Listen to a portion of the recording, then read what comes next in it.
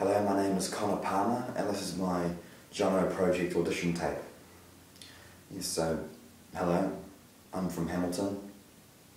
Don't get too excited.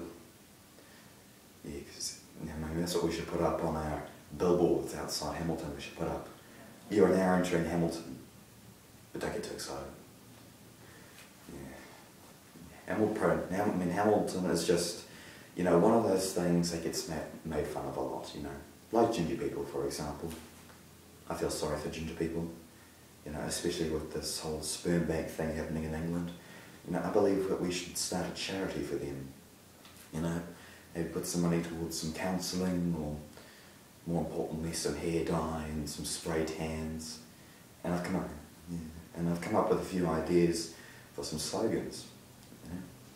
You know, give some cash to people who get the bash. Give some checks to people with freaks. Give some money to people who look funny. And my personal favourite, give it all to people with ginger balls. Because I'm not taking the piss out of gingers, remember that. I've got a mate who's ginger. You know, for his birthday I bought him a Garfield mug. I said, here you go mate. I saw Garfield's ginger hair and obesity and I thought of you. Yes, and speaking of birthdays, I recently turned 18. Yes, did some pretty cool things. Some things I'm not proud of. Like the first thing I did with me and my workmates, and we headed into town and went to this bar called Access, and I started rocking out to Disturbed, and I accidentally kicked a dwarf.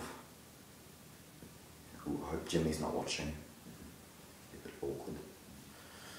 So, yeah, I accidentally kicked a dwarf while dancing, you know. What do you need? You know, so what I did was, you know, you obviously pick it up with one hand, you know, and say, oh, I'm so sorry, little boy, are you alright? Turn around, and it turns out to be a middle-aged woman. Yes, so me and my mates, we ran out of there, and the next place we went to, my mates tricked me into a gay bar. Yeah, no, I didn't know until I got in there. And we just gave it away because this big guy, muscly guy, came up to me, grabs me over my crotch, and I say, mate, why are you doing this? And he says, oh, I'm just giving you a handshake. And then for some reason he gets down and starts doing press-ups and trying to impress me. You know, so I bloody run away trying to avoid him, and I made the mistake of going into the bathrooms of the gay bar. What was going on in that bathroom, I don't want to know. All I know is that was the most scary sound I've ever heard of.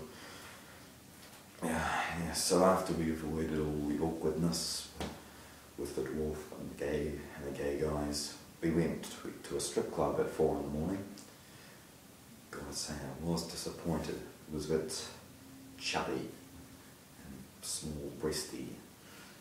Yes, and after a while of perving a bit, I accidentally walked into the dressing room. Yeah. It's a shame they weren't hotter. It was a much better experience. Yeah, so I think it was a great birthday. I'll tell you a bit more about myself. I currently have 2 jobs.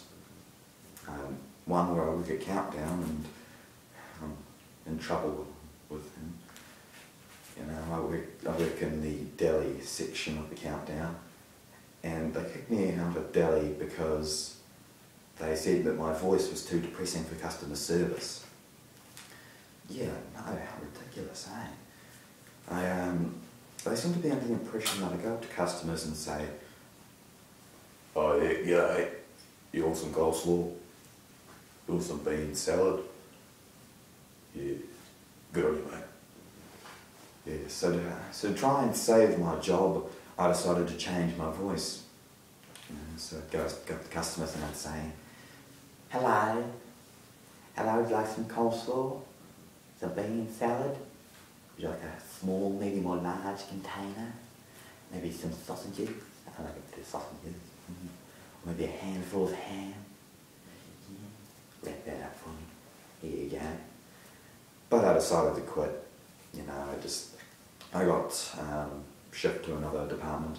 I mean, the reason I decided to quit Delhi was because I got too many gay guys slipping me the number and going. Yeah, and my other job I'm also in trouble with. So a couple of weeks ago, and I work for a catering company based in Waikato University. And what I did was I went up to one of the people at the thing and I said, here you go, sir, here's your drink. And the man next to him says, excuse me, that's my wife. And I said, oh, I'm so sorry, sir, it's just judging by the moustache and the Adam's apple, I thought she was your husband. So with this whole, you know, World Cup thing going on, and you know, the rivalry between Australia and New Zealand, I've written a poem.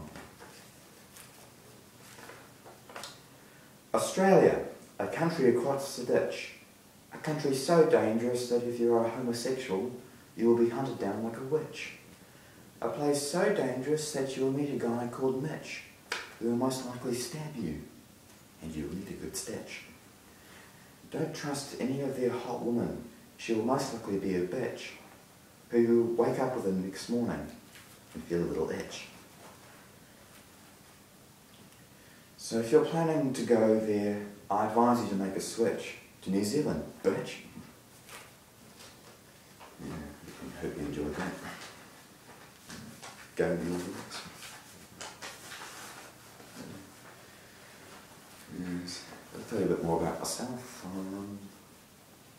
I've never smoked a cigarette in my life. Yes, I'm very proud of this because, you know, whenever I see a guy smoking, I just see a weak person who has the craving to put something penis-shaped in his mouth. Yes, here's an unappealing ad for you. Try a cigarette and suck on this. Yeah, because whenever I see people smoking, you know, a lot of them have beards. Why would you do this? I just love the idea of them bursting into flames as they try to light themselves a cigarette. Imagine that, you know?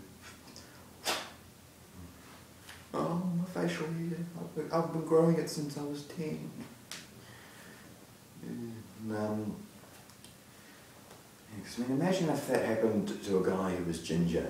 You know, be like, ah, oh, help me, I'm on fire. And be like, really? Yeah. Because it looks exactly the same as your normal hair. You know, the fire is exactly the same colour.